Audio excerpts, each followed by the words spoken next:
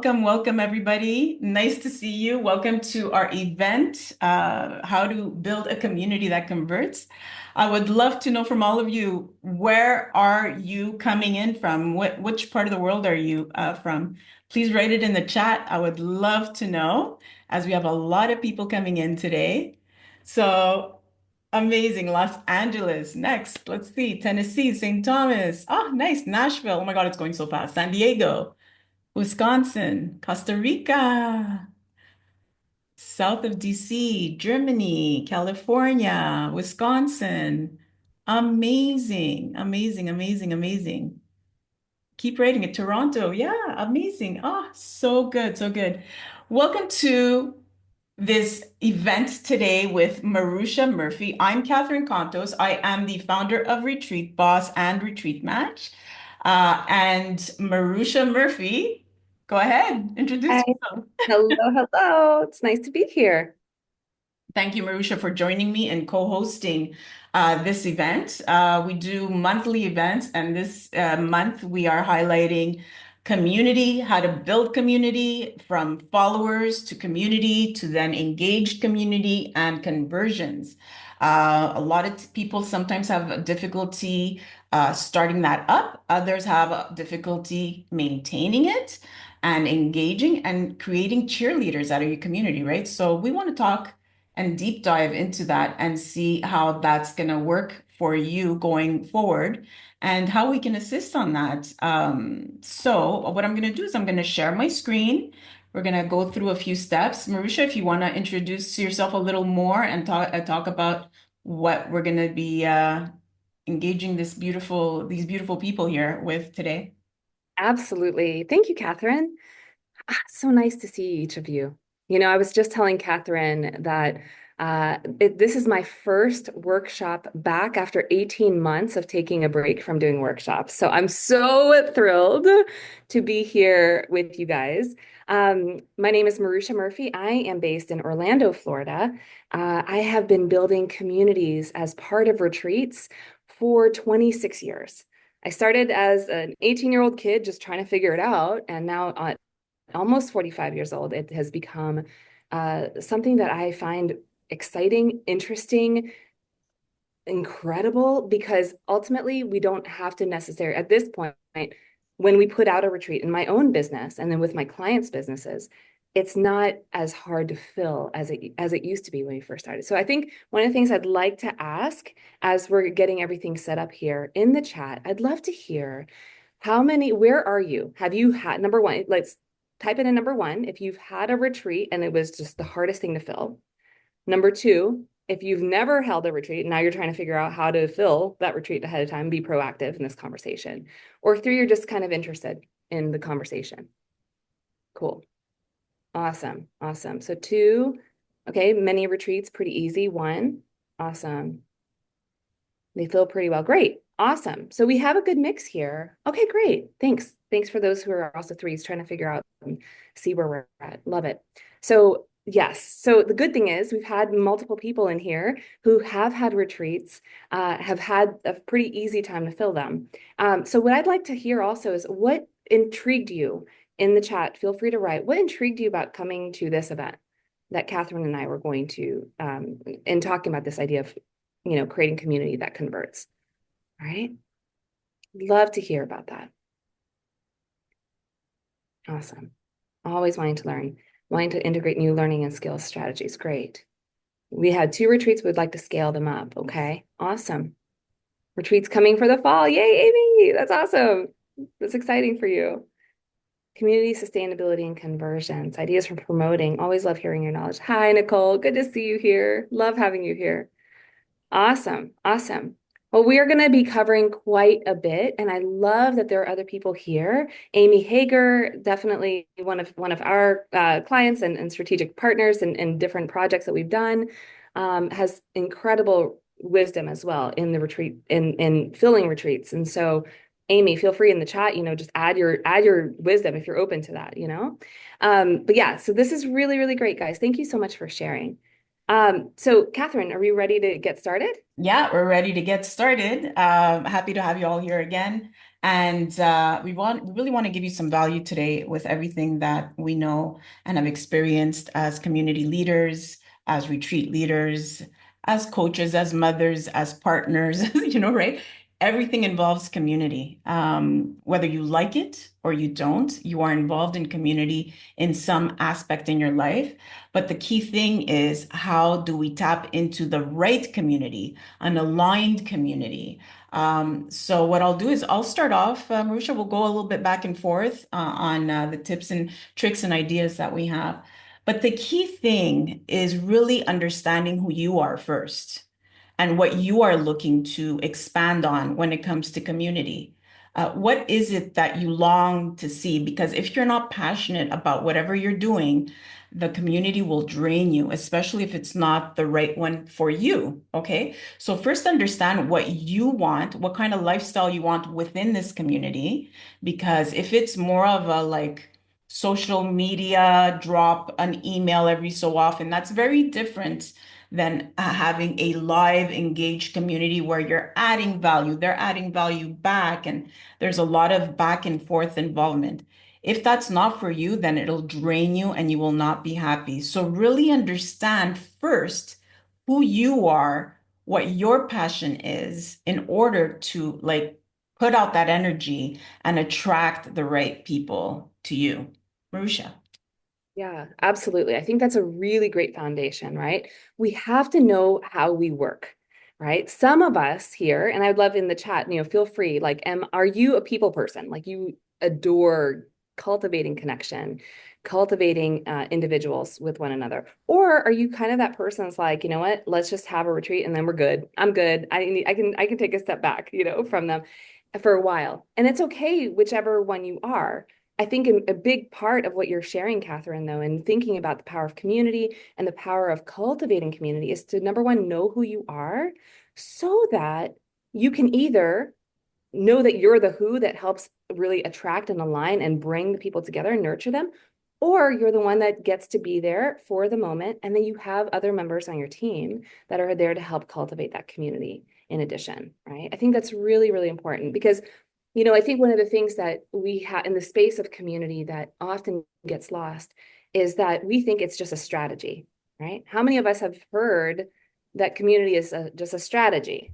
It's like, oh, we should just tack one on, right?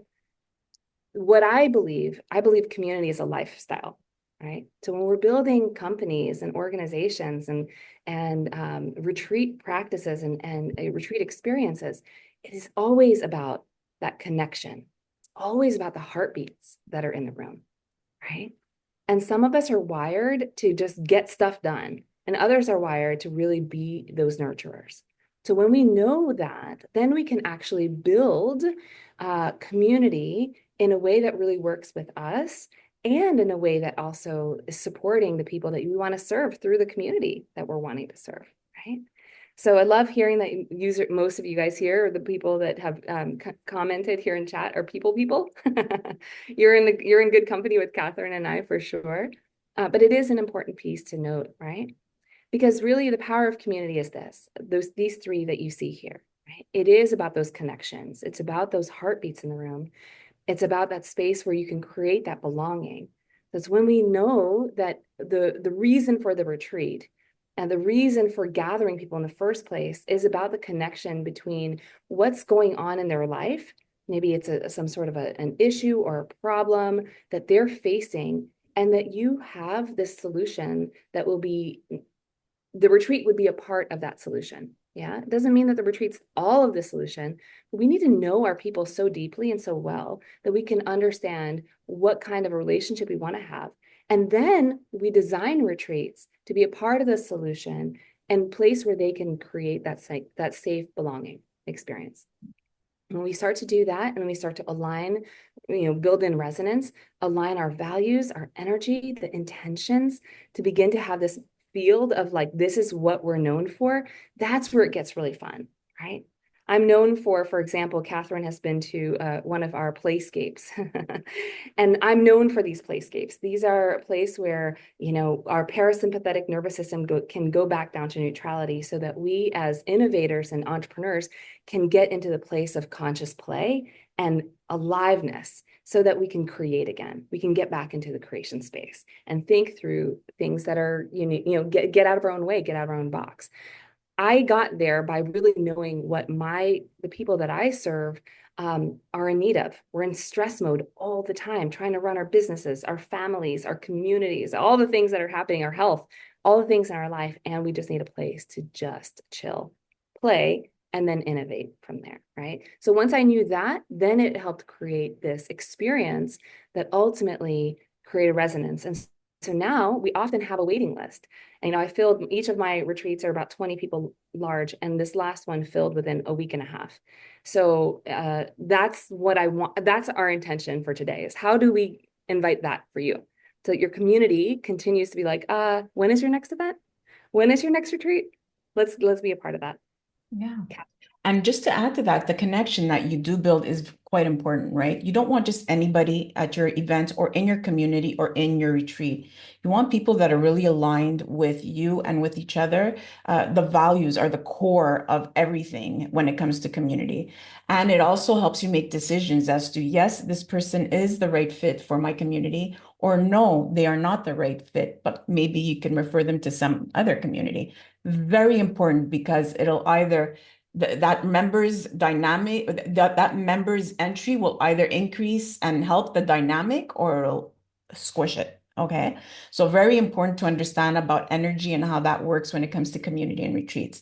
Now, when you are at the retreat, when all these people gather at the retreat, if you haven't hosted one, if you haven't been to one, then you need to understand how important they are to any of your businesses, whether you're a coach, whether you're an entrepreneur looking for team building, whether you're a travel agent trying to create some kind of transformational aspect or add it to your itinerary of stuff that you do, or an event planner, whatever you are, understand that retreats mean an extreme bonding between your people around you, to you, and to each other. Okay, there's something magical that happens, that it's just beyond just when they meet, it's also that whole time that they're spending together and your program.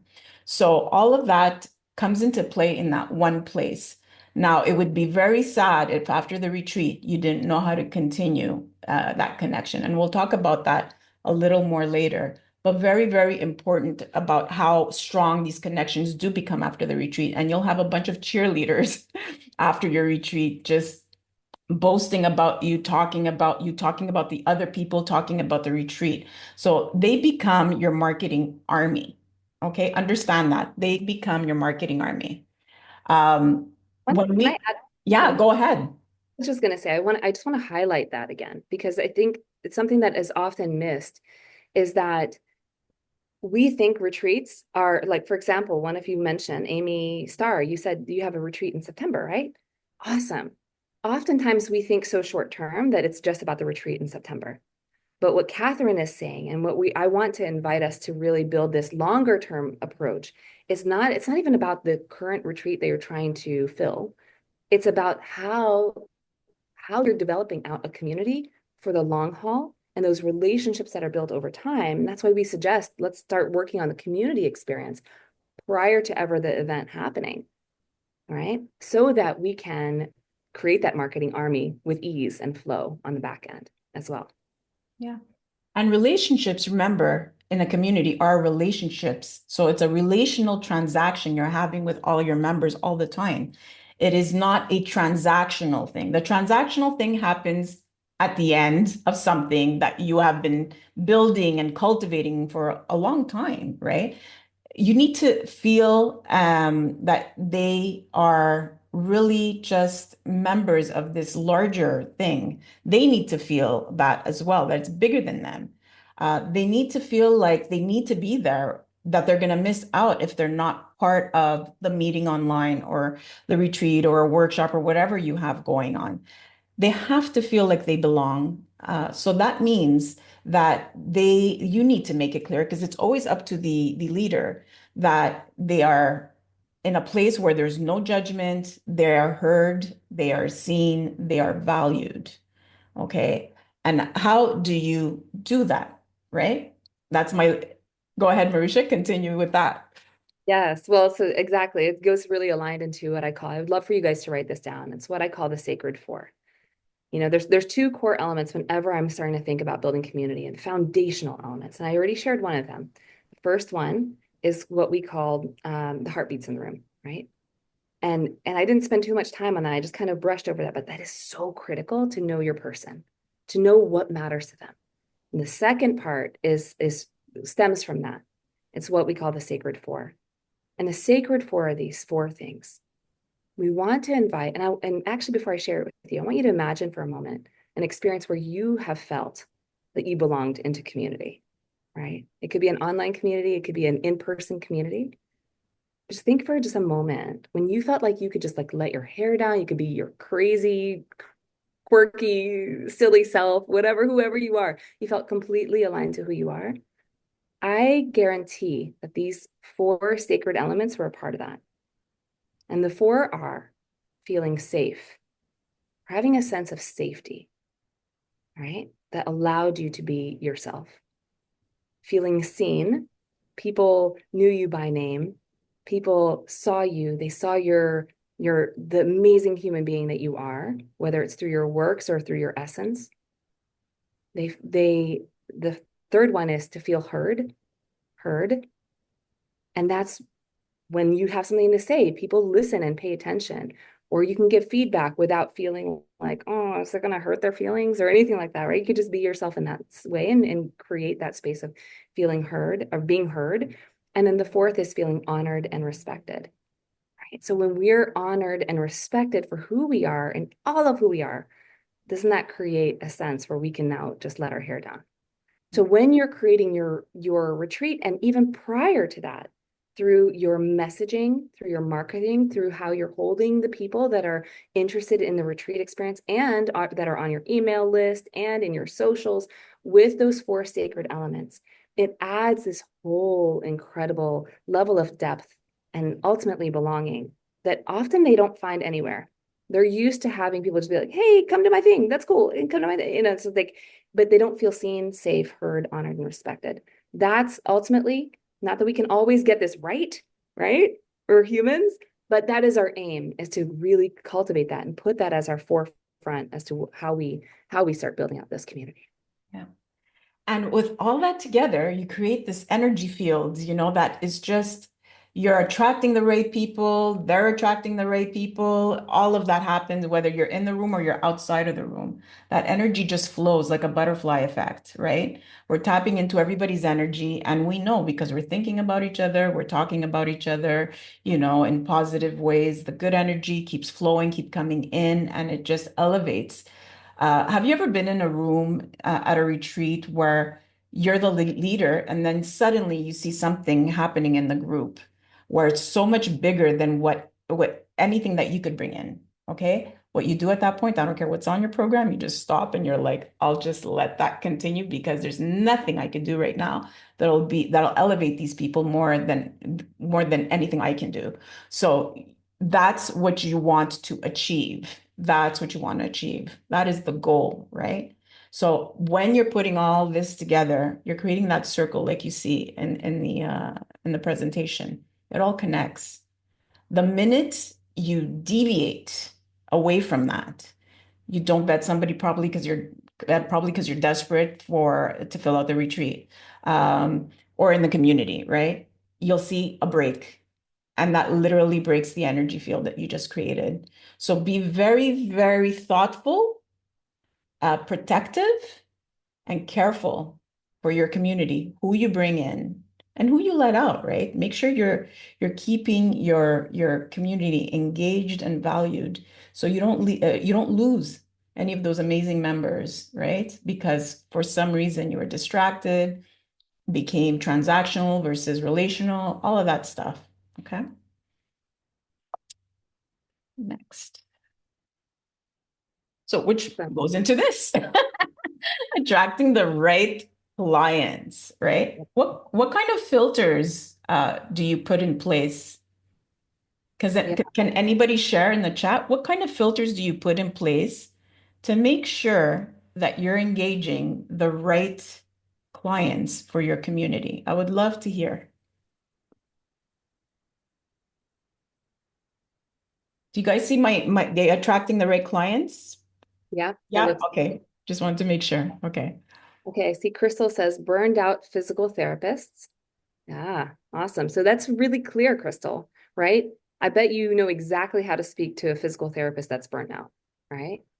That's powerful. So Let's, having the right brand voice and messaging is one of your filters. Okay. If you're not clear on your niche and you're not clear on your brand, you will attract the wrong people. Okay. Um, and you're not going to attract the right people. So your brand voice messaging, all of that is one of your filters. So we have created a pre-discovery call form. Excellent. Excellent. Excellent. Do you speak, Dustin, do you speak with them as well on the phone? Oh, yeah, it's a discovery call form. Okay, yeah, so I guess you do. Yeah, yeah, we Yeah, do. definitely, We definitely, it's like a few step process before we yeah. like give them a tour or anything like that. Absolutely. So great. That's that's very important, whether it's to bring them into your community or at the retreat or event workshop, whatever it is, okay? Because maybe they align with you, personality wise or whatever, but maybe what you're offering isn't exactly what they want, right? Correct. So you've got to know what they're looking for. Um, what are their pain points? Absolutely, right? Understanding their pain points. So, which is what I just said. Will your program help them with those pain points? Or maybe they're not at that level yet, right? So, let's say you're a grief counselor and you are a post-divorce relationship healer or whatever it is, right? Um, there's a difference in your voice, how you're going to put out that message to attract the right person. A lot of people that have just divorced, right? They're in a different mind state than they are maybe a year or 2 years after the divorce. So are you doing more of a healing like right after the divorce because they're still hurting and they cannot move forward? Big difference to the person that's been divorced maybe a year or two and is looking to jump out of their skin and do something exciting and adventurous and whatever, right? They're past the healing phase. So even saying I heal post-divorce or whatever it is, those words will make a difference as to who you are attracting. Healing, that word alone is likely the person that just got divorced versus looking for people who are looking for new adventures after their divorce, right? Different, same niche, but you're micro niching a little more because you don't want to be a support group. You want to be let's thrive, let's jump, let's adventure, let's look for new stuff, right? Like finding yourself, whatever that is, right? Very big difference with just one word. Okay, so understand that you are betting even with a single word. yes. I'm glad that Nicole Wald is here. She is like an incredible copywriter. And so it's fun watching her pull in some of these notes in here as well, of who she's particularly focused in on.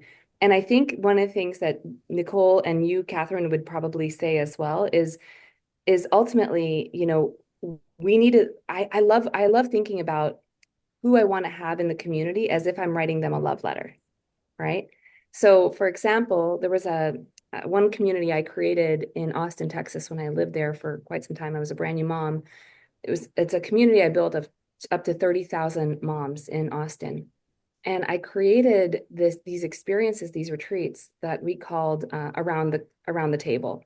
And it was really a space for moms to just rest for a moment, right? And a nice, beautiful space right outside their town, right outside the main, downtown area. Wasn't too far.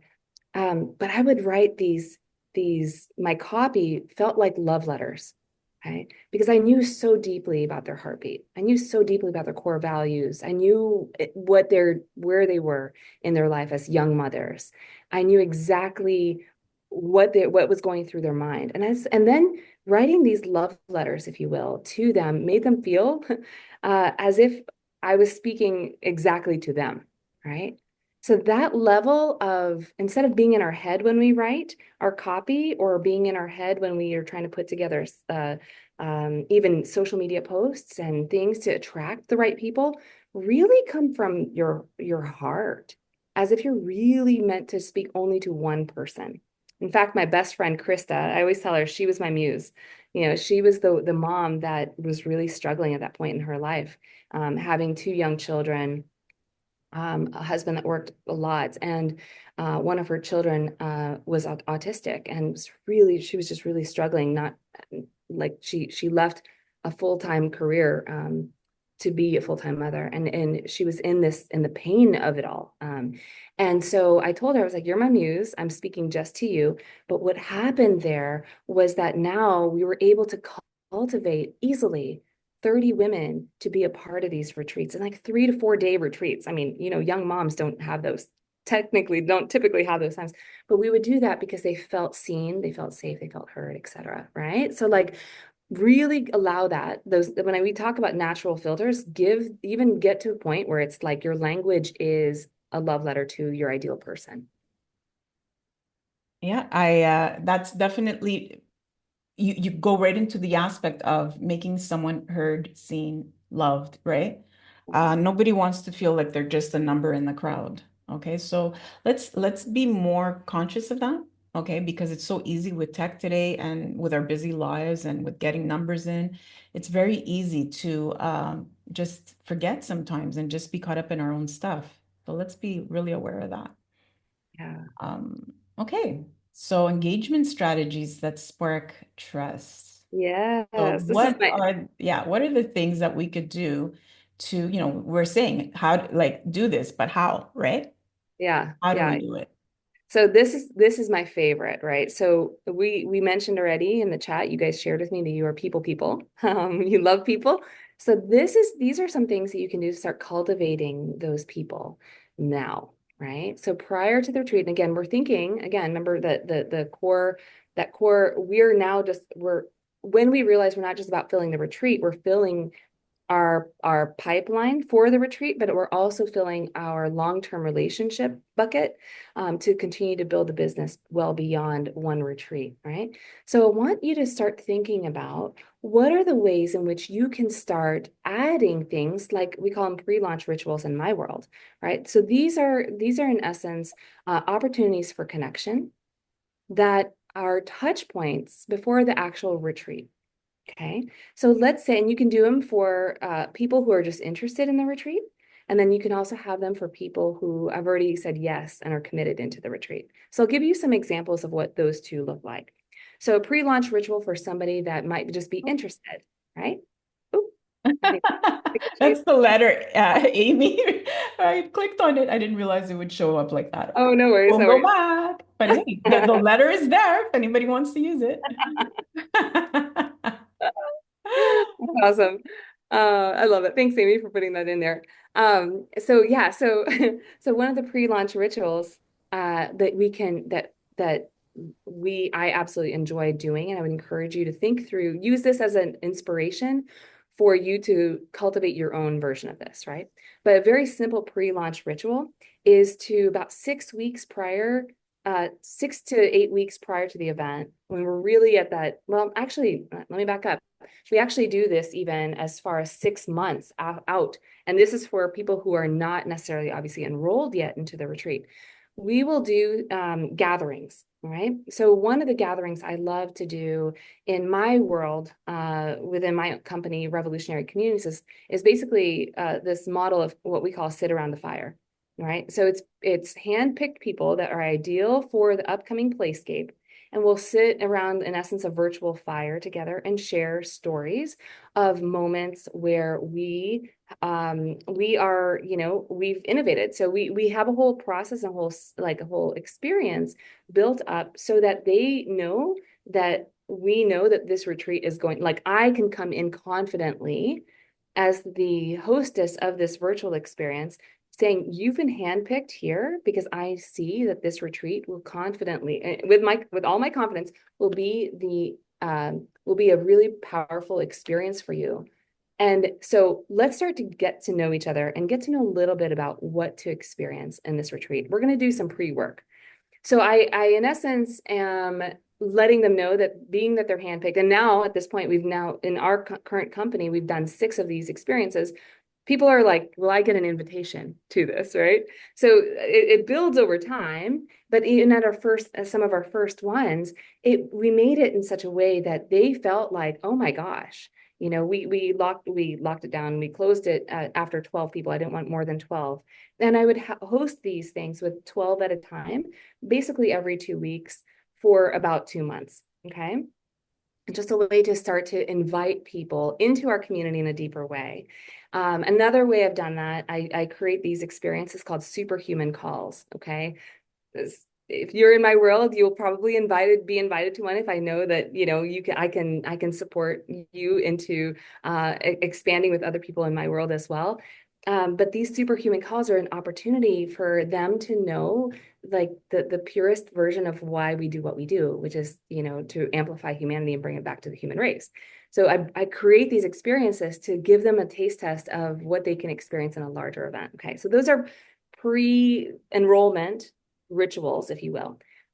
For those who have already joined, typically around 8 to 6 weeks prior to the event, I'm going to start hosting live Zoom calls with everyone to really start to deepen their intentions for the experience, to start to get to know one another prior. So when they get there, they're already giving each other hugs, and they want to, they're there to deepen the work and the intentions that they've met while they've been in the global space together. All right. So think about what could you do that gives them a little taste, gets them excited about what else is possible for them. I think that's one of the things that we've done that not a lot of folks do. And because it does take time, but those relationships have been rewarding to me tenfold, well beyond just the retreat experience itself. Yeah, what Maruxa does is, and what, hopefully you guys will do, is you're curating long-term relationships within your members, not only with you. It's not about us, it's about them. Okay. So that's what you want to do, is curate that and facilitate those long-term relationships. And by getting to know each other more and more and more, before the retreat and after, whatever it is, when that retreat comes up, they are so looking forward to meet each other live. If it's all it's been is online, right? You're like, I can't wait to meet you. I can't wait to touch you, to see that you're real. I can't wait to, engage with you. And that's where the bonding happens. And one thing you could do also is make sure you have enough time, right? To build those relationships before the retreat. It can't be a retreat that you're saying, okay, I've launched today, in 3 months, the retreat's happening, and my community is growing right now as we speak. That's not enough time, I'm sorry to say. You could do maybe a workshop, but not a retreat. For marketing purposes too, it's just not enough time. And that's the biggest mistake, actually, that retreat leaders do when they make everything happen too fast. Another thing you could do is to prime them before the retreat. Um, have something maybe 2 weeks before, give them some kind of activity that they have to prepare their mindset before they come to the retreat. Okay. Maybe if it's something of transformation, and like an example of writing down a letter or note to oneself of something that they want to let go of that's been hurting them. That's a perfect example, or an item. And then they could come to the retreat, and you could have like a fire ceremony where, they reveal what's been hurting them and then they burn it, right? So it's something that's priming them before the retreats to get them ready. And you literally take off the mask on day one because they're being vulnerable from the beginning. So that is an incredible experience, to take away all the masks, become their authentic selves, even more so when they come to the retreat, and then showcase themselves to the people that are around them. And then all of a sudden, it's like a big group hug because everybody feels like I really, really know them within hours of being here. And then the rest of the time is just a lot of fun because everybody's just themselves. There's a couple people asking the same question in Yeah. chat. Dana and Rico have asked what is a good amount of time Yeah. needed to market a retreat? Yeah, so if it's a local retreat, meaning it's in your area, you've already met people live and stuff like that, within 6 months, you're good to go. And we're talking about from teasers, right? You start, even if you don't know exactly the location, you start teasing till the time the retreat happens. You need that time for planning, you need that time for marketing, you need that time for communication, you need that time for bonding. If it's international, okay, you start planning a year before. Okay. That's what we teach in our certification program. Why? Because if you've done any planning with hotels internationally, you know it takes a long time before they answer. And then everybody else that you're communicating with, it could take months. So if you start really late, no good for that. It's no good for marketing. It's no good for your people they might have plans already. Okay. They've taken a vacation. Their budget is, complete because they did something else, whatever. They need to have a heads up like, hey, in about a year from now, she's planning on going to Europe, to Greece, whatever it is. Okay. It doesn't mean you are starting like the booking. You're not registering people a year before. You're starting to plan a year before. Okay. And the marketing should start at around the 7 month mark. Okay. 7, 8 month mark, like the teasers and stuff like that. Okay. So yeah, those who are self-aware want to discover why they are here and what they are called to do as a business owner, getting out of stress. Okay. Yeah. So going further, right? How do you welcome people into your community, right? Is there live welcomes? Is there shout outs? Is there videos? Like, what are you doing to get people to know that this new person has come in? They're coming into a community that's probably existed maybe for a while. You want to make sure that they feel, that big open arm welcome. So how do you create that welcome? I would love to see your ideas on chat if you do have online communities. Now, I also want to touch base on people who are not online because communities do exist before computers, right? So, are you going to, I know people that completely sell out their retreats and have waiting lists and they are not on social media other than one landing page saying enroll here. What do? They show up everywhere. They show up and with their energy, they're selling their community and their retreats. Okay. They meet up maybe once a month, whatever it is, right? Is that what you have? And that's beautiful, by the way. That's beautiful. If that's what you have, then it's the same thing, but offline, right? How do you welcome them into your community? How do people know about them, especially if there's nothing online happening? Okay. Live energy is irreplaceable. I like Irreplaceable. Nicole's mentioning here that she welcomes people through automated messages and a personalized follow-up. I think that's really, really wonderful.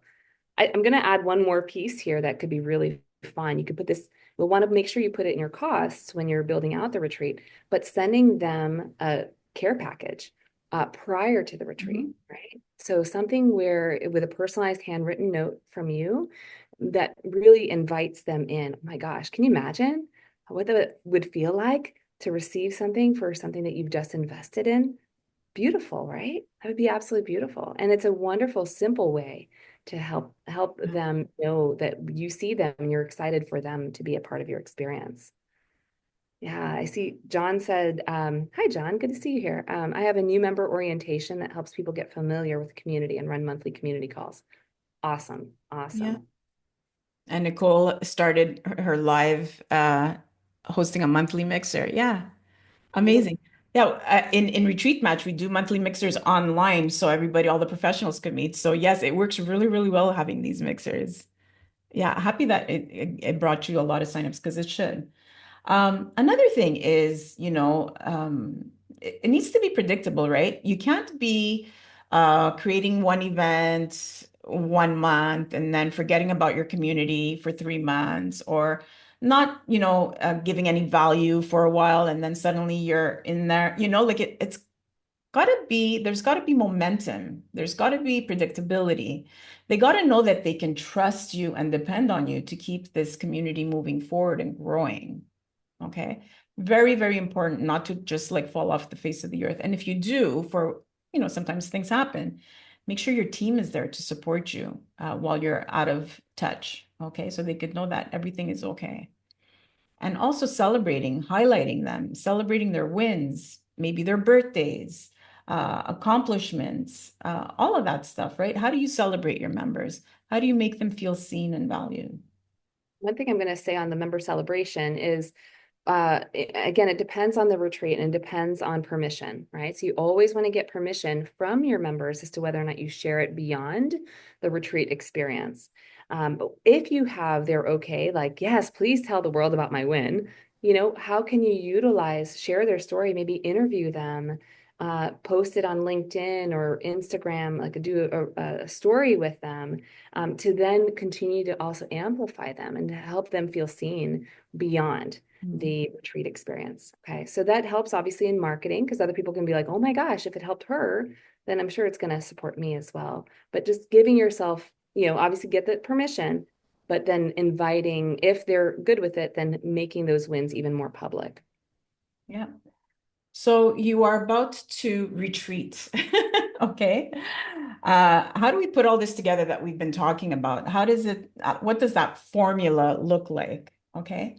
At first, obviously, you're sparking interest, curiosity. Those are the teasers, whether it's inside your community, publicly, outside your community, all of that. How do you get them to engage in conversations? You have to come up with some subjects, right? You're the leader, right? If you know your niche well enough, what would grab their attention? What would they want to have a conversation about? Very important to understand that.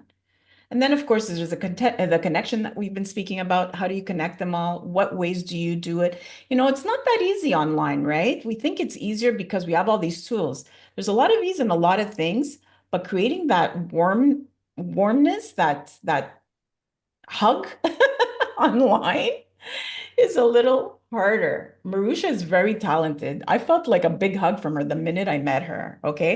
I was Oh. like, I feel like I've known you forever.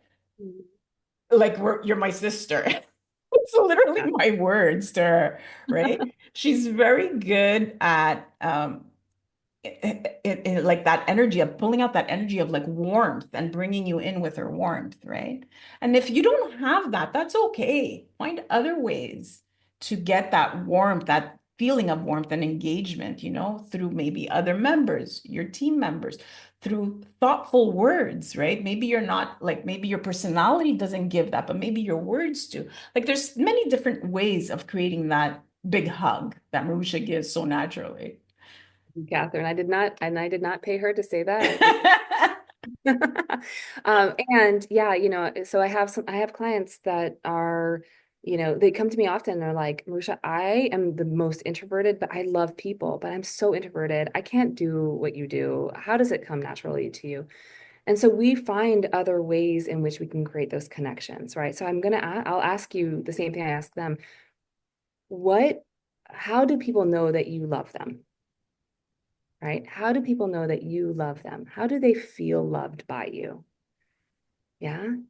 I think if we can identify that for each of ourselves, that is a great indicator for us to be creative with where to go. So for example, I have a client who's a book publisher and she is very happy in her book nook and in her cozy, warm Vermont home. Like she does not, but she also does love people. She wants to have these beautiful retreats and cabins up near where she lives. So we were talking it through and she said, one of my favorite things to do is to wrap somebody in these cardigans that she had this cardigan one day and it just sparked for both of us. Like, what would it look like to wrap every of the women that are coming to your book retreat in their own cardigan. So she was like, oh my gosh.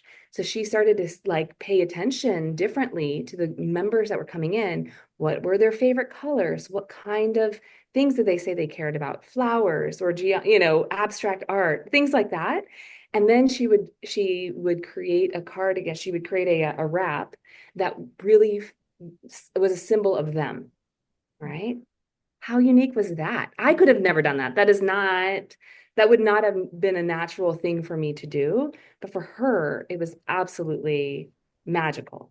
Yeah. And then again, that's an empowering way of creating that connection and was personalized between her and each of those incredible retreat participants that she was able to serve. Yeah, so start listening, right? Just like when you're in a relationship, right? When Christmas comes around or a birthday, you're like, everybody's like, oh, what do I buy that person? Well, if you were listening throughout the year, I'm sure they looked at something, saw something, said something, and then all of a sudden you show it to, you buy it for them. They're like, how did you remember? Well, I was listening. Same thing with your clients, same thing with your members, listen when they speak and take notes down, have cards for them, just like your hairdresser or your, whoever keeps cards on the color you like on, have notes because obviously you can't remember everything from everybody unless you have like a very like a relationship that's always there and often and you keep the cards. Remember, memory sometimes lacks. Put it down and remember to mention it to them or talk to them about it or at the retreat, show them or during the year, in between the retreat, whatever that is. It makes a huge difference. Thoughtfulness makes a huge difference. Checking in, you know, every so often, specifically to them. Invite them personally to your retreat, to your events, to anything that you're doing. Send out a message and say, hey, I was thinking about you. I know that you've been having trouble with ABC, and I thought about you because this is what I'm offering right now. And I think it would be very helpful for you. I think it could bring you from this to that. Something just genuine and personal makes a huge difference rather than just a post. There's two things I want to add to that. Number one, it's just really highlighting you can hear Catherine and I talking about the personalization. Quality is always better than quantity.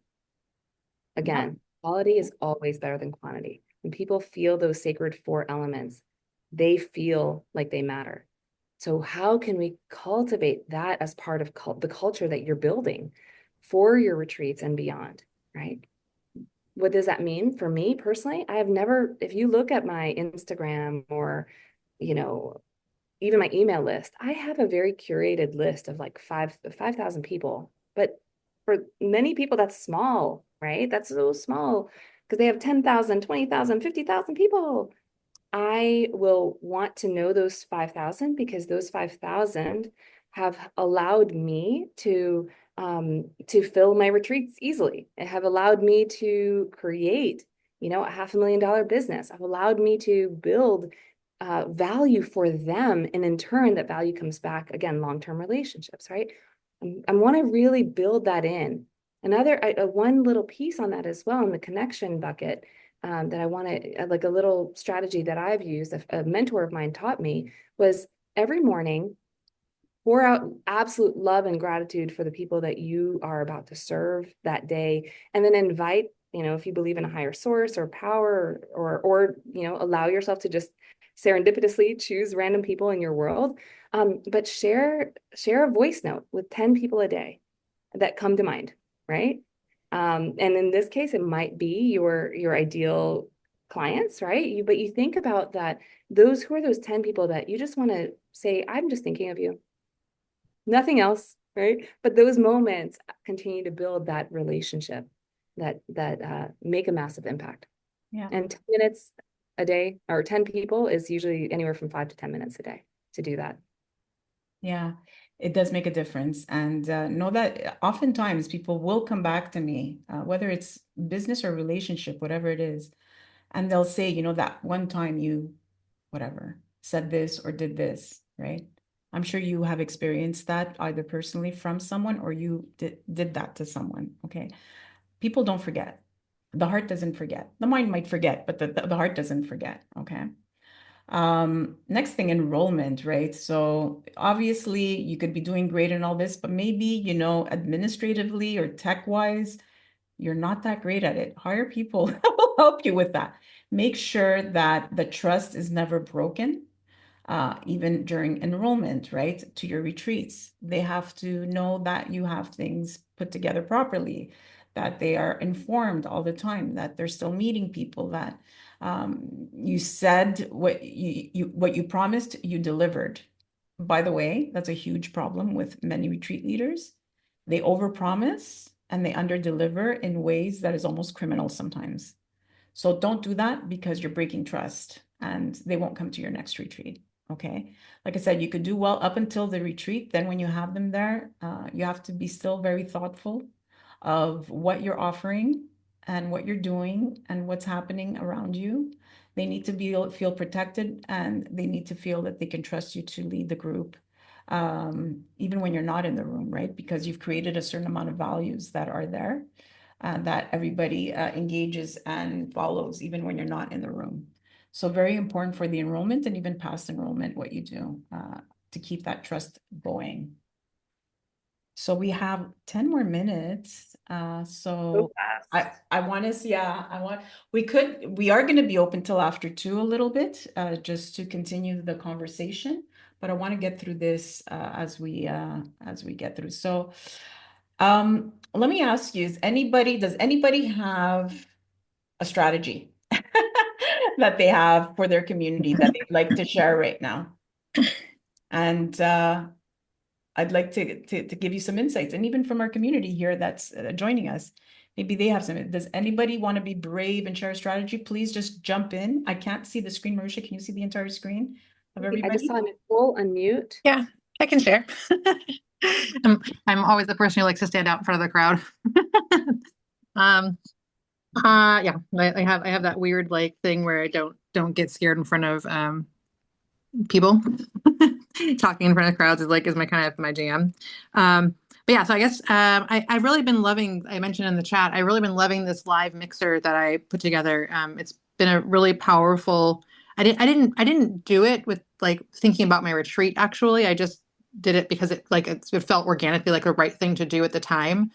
Um, but I also had happened to launch my retreat like a month later. So I feel like the strategy for me has just been to um, bring women together who are looking to build their business. And in that community, I'm not like my community is not so niche in that particular mixer. It's really just like arms wide open. Whoever wants to be in support, be in community, is welcome in.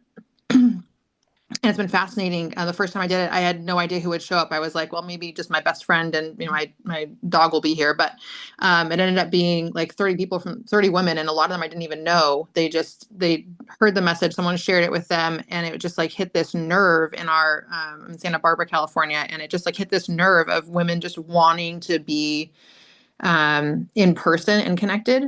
And so that's part of what fueled my passion for the retreat was like women are just craving this in-person connection. So I guess the strategy for me right now is just leaning into my local networks, where in the last 5 years I've really been leaning online. So this has been a new thing for me of just really leaning in locally. Yeah, so what is Nicole saying from that? She got the courage, right, to create these mixers, and suddenly she started attracting the people, to it. She didn't know whether she was just gonna have one best friend or, as many people as she did end up having. So basically just build it, then they will come, right? They say, right? So build it. What's the worst that's gonna happen? Only your best friend shows up. Okay, grab a cocktail and go have fun. That's the worst that can happen. That's the worst that can happen.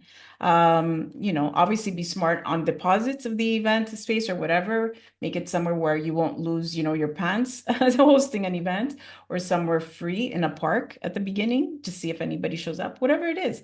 But do it. Do it. Don't stop just because maybe there's a limitation you have, or you're like, but what if nobody shows up? But what if everybody shows up? What if everybody shows up? Okay.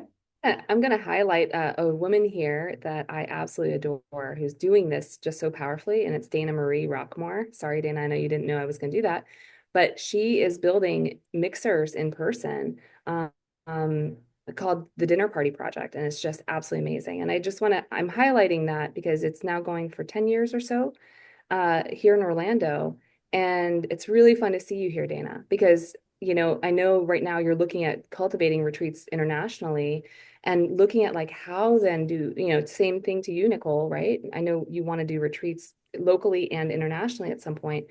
I think it's what's beautiful about what I've seen with Dana, and just as a proof of concept of what you're doing, is literally building thousands and thousands and thousands of in-person friends, if you will, that build that know, like, and trust to ultimately then move into anything else that you're doing. So I think that that's just one of the most powerful things any of us can do, and it's underrated at this point where we're also used to doing social, right? We're kind of like going back to analog these days, and it's an incredible experience to do that and partner that, dance it with the marketing and the online communities that we build. But the two together, it's really, that's the winning key these days. Yeah, absolutely. What do you do beyond the retreat now? You've had the retreat, what happens next, right? That's the big question, right? Because like I said, you could do well up until a certain point and then it falls apart if you don't have the right strategy, mindset, community, all of that stuff. Maruxa and I thought that this wouldn't be enough, right? Because it does continue. It does continue. The retreat is not the end. It's actually the beginning.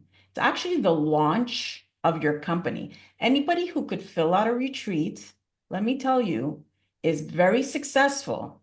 And if they don't know how to scale from that, they've lost tens of thousands of dollars, if not hundreds of thousands of dollars. And I'm not exaggerating. So, how do you go from filling your retreat to a continuous movement? You want to create a movement. So, what we're doing is we are offering a 3-hour workshop. Okay. And in that workshop, you will learn how to scale from your retreat, business wise, community wise, growing it, continue growing it, and engagement and business and all of that stuff, right? We want to have that marketing army for you, cheering for you organically and because wholeheartedly they want to, because they just love your program, love what you do, and love the people they're surrounded with. So your next steps going forward till that workshop, okay, is define your community heartbeat. Okay, take time. Take time on a clear day or a clear morning where nothing else has come into your mind and define that for yourself. What is that? Implement an engagement strategy. What will that look like? Well, what will that feel like? Okay. And map your launch formula going forward. And then join our workshop, which is going to be 3 hours long. And you're going to be getting a whole bunch of value in there, but actual steps, practical steps, implementational steps to continue the strategy going past the retreat. Okay. You will get coaching during that live coaching. We will even split up at one point so we could have a more intimate setting, okay, between the two, myself and Maruxa. And we're going to turn your community into a catalyst for the rest of your business going forward, okay? One retreat will become multiple retreats, will maybe become, depending on your goals, festivals, conferences, etc. I don't know. It depends on what you want. And you'll also leave with a toolkit, okay? So for anybody who wants to join, Nicole, if Nicole, Retreat Boss Nicole, if you can write the link in the chat, please join us for that. We're doing actually a promotional workshop today for only, I think it's $97, something insane like that. $97 for 3 hours of coaching. Okay, so you're getting $100 off. And we'd love to have you there to continue this conversation and to continue giving you value for about 3 hours. Maruxa, do you want to add to that? No, I think you hit it right on the head. I think so. Catherine and I this has been something in the works literally for at least a year and a half, 2 years. You know, we nerd when it comes to anything retreats and community, and that's where we get our juice. And so she invited me to do this workshop that you're on right now, and I was like, this is great, and we can't leave them hanging. You know, there's no way. So that's where, because again, we talked about it is that long-term arch, that long-term relationship. And if you can start thinking about how to develop your retreat experience with it being a part of the larger vision that you have for your community and for your company and ultimately for your life goals, then that would be such a dream for the both of us to work on that with you. So that's why we wanted to do it, and it felt exciting to us for you for you to receive the biggest discount that we can give it at ever, simply because you're here. You made the investment to be here for the entire hour. So please feel free to join us. It's going to be held in June. We're finalizing our dates right now. And yeah, we'll make sure. And of course, you get replays. You're going to get a whole workbook as well, with everything that we've been doing in our own businesses to help cultivate community well beyond the retreat experience as well. Yeah, so that's the great thing of combining our two companies, the Revolutionaries, RetreatBoss, RetreatMatch, is three companies, but because that's what we do. Retreats are community, communities are communities that Maruxa builds in a different way, not in a different way, in the same way, but in a different goal, I guess. But networking, remember to network, there's mixers that happen online, like I said, for ourselves. There's certification courses that you can take. There's memberships that you can be part of, right? And part of communities to learn more and to network more. And again, I'll continue saying it, network, network, network. You don't know who's behind that door one day, okay? That literally could change your life. That's how I feel about, every time I meet somebody that just comes into my life, and all of a sudden I'm absorbed by their talent and their mind. It's incredible what can happen. So I just want to be respectful of the time. Anybody who wants to leave now, please go ahead. If anybody has questions about what we're talking about, I would love, love, love to hear from you and see how much more value we can give you. We'll leave it open for another 15 minutes for a Q&A. And we will be sending out the replay afterwards. So if you cannot stay here, please just look out for your email. There will be a replay that will be sent out. And if not, stay in. Let's have a conversation. Let us get to know you as well. Okay. So goodbye to the ones that are leaving, and we'll see you hopefully at the workshop. If not, we're just going to hang out here and answer any questions that some of you may have. So good Thank to meet you both for putting on such a great workshop. I was really excited to hear everything. Thank you. I appreciate your time. Oh, thank you so much, Hannah, for being here. Have a great day. You too. Yes, thank you very much. I have to go make stuff right now, so Thank you so much, Dustin. Thank you for being here. Thanks for being see, here. see you. I mirror the same. We'll see you on the longer workshop. I have to run, but this has been wonderful. And my partner, Nikki, and I will be excited to see you all soon. Thank you for all of the feedback and sharing. It was wonderful. Thank you, Amy. Thanks for being Thank you, here. my friends. Have a great day. Yep, I'm running also, but thank you so much. This was a great touch point. Really appreciated it. Thanks, Good Nicole. Nicole. Bye. And then there was, let's see.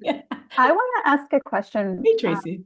Hey, so I'm launching my group May 9th, and I really want it to be super engaging, and it's going to start off small, of course, but I don't want to record it.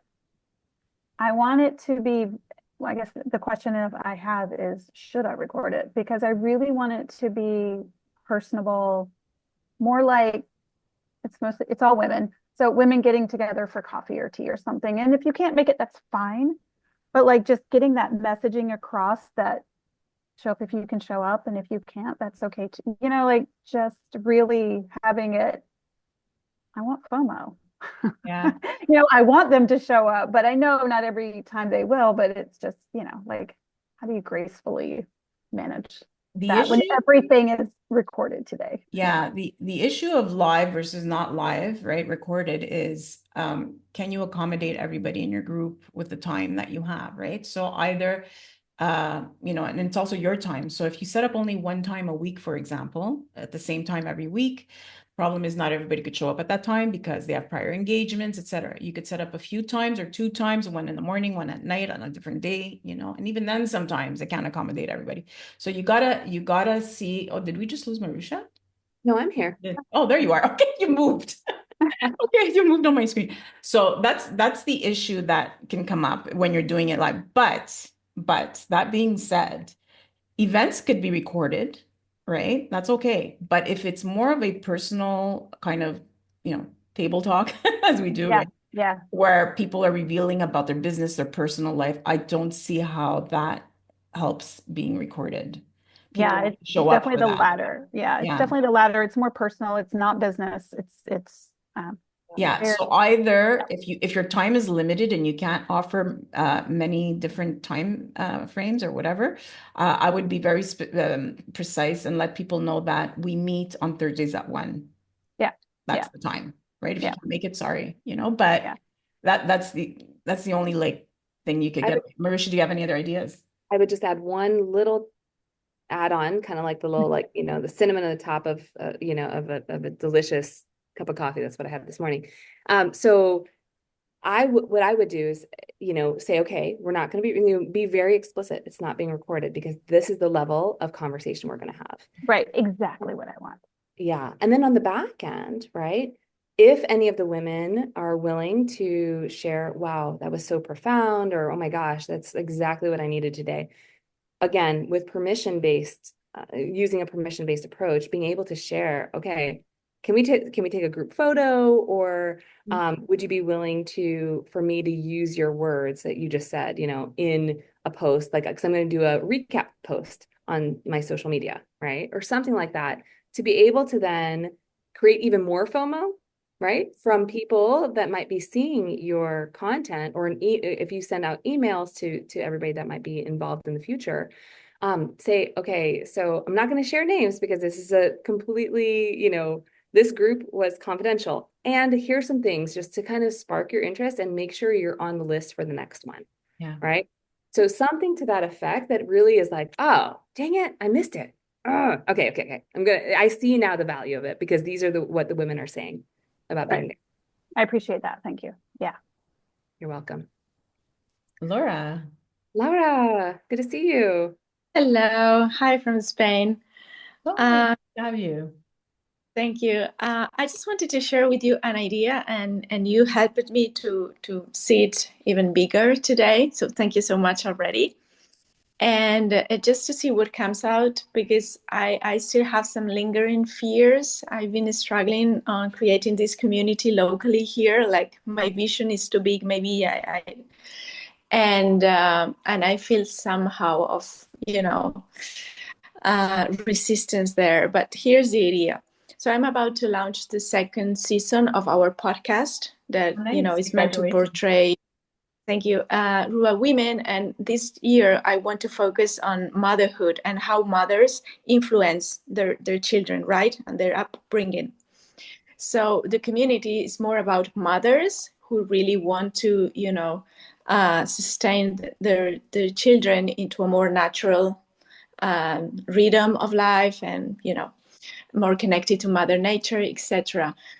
But the standpoint will be, we come from an area that is, from pioneering people. Like we see wealth when nobody sees it, right? So my idea is to create maybe for Mother's Day, a whole month of picnics once a week for mothers and children. And this is what I had already thought for Mother's Day, but maybe thanks to this idea about dinners and everything, we can amplify it for the whole month, and then create a community for people who don't live here and listen to our podcast, those mothers who need some inspiration, and invite them to come to retreats to meet these women, these local women. How about that?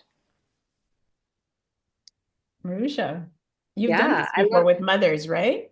yes, I Yeah. love it. So I think, yes, and I would make sure that the women know where to find it, right? So oftentimes the one thing I would always say about local is that we need to make sure that the communications to the local experience, that they see the dots, right? But if that's there, or you have like partners that can get the word out to the moms, that would make sense to me. 100%. I think that would be beautiful. And your community where it's like the wisdom keepers, the women so she's got an incredible community, my friends. Oh my gosh.